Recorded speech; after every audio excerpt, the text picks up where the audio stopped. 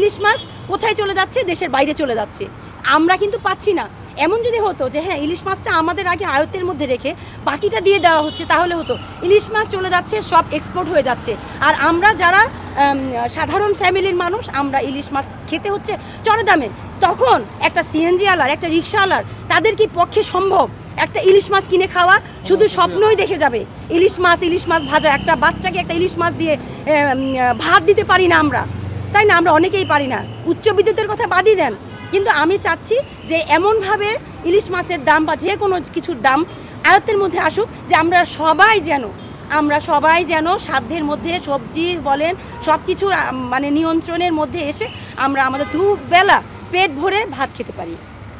অবশ্যই কমানো সম্ভব হবে। এখানে সেনাবাহিনী এখন আছে তত্ত্বাবধানে, তারা যদি দাম নির্ধারণ করে দেয়, আর আমরা যারা স্বেচ্ছাসেবী আছি তারা যদি ওই নির্ধারণ তালিকাটা আমরা কাগজগুলো প্রতিটা বাজারের দোকানগুলোর উপরে টাঙিয়ে দিয়ে দর্শককে সচেতন করি যে এর বাহিরে, এই মূল্যের বাহিরে আপনারা বাজার করবেন না।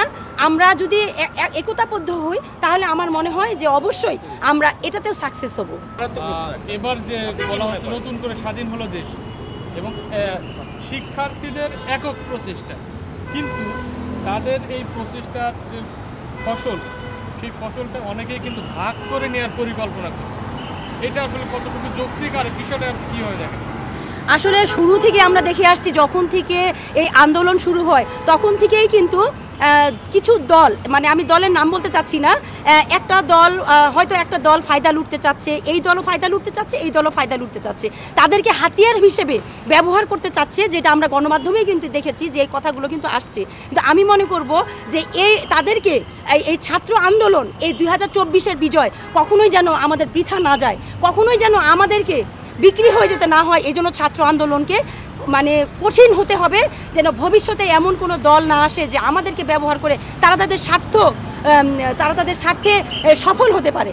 আর অবশ্যই ছাত্র আন্দোলনকারী যারা আছে তাদের কাছে অনুরোধ করব যে আপনারা অবশ্যই সবসময় কঠিন থাকবেন। এমন যেন না হয় যে যা হয়ে গেছে পাওয়ার যেটা ছিল, এই পাওয়ারটা যেন আপনাদের মধ্যে বিরাজমান না হয়, যে ভবিষ্যতে আমাদেরকেও গাট্টি বস্তা বেঁধে আমাদেরকে পালিয়ে যেতে হয়, এমন কোনো দিন যেন দেখতে না হয়। তাহলে এর থেকে ঘৃণ্যতম দিন আমাদের আর আসবে না। আমাদের যারা ভবিষ্যৎ প্রজন্ম তারা আমাদেরকে ছিছি দিয়ে যাবে, আমাদের মুখে থু দিবে যে তোমরা তো আরও মানে ঘৃণার কাজ করেছো।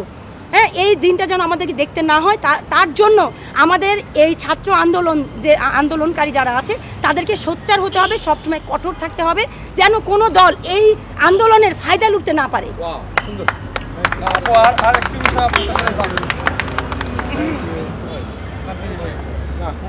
আপু, আপনার থেকে আরেকটা বিষয় জানতে চাচ্ছি, সেটা হলো ছাত্ররা যখন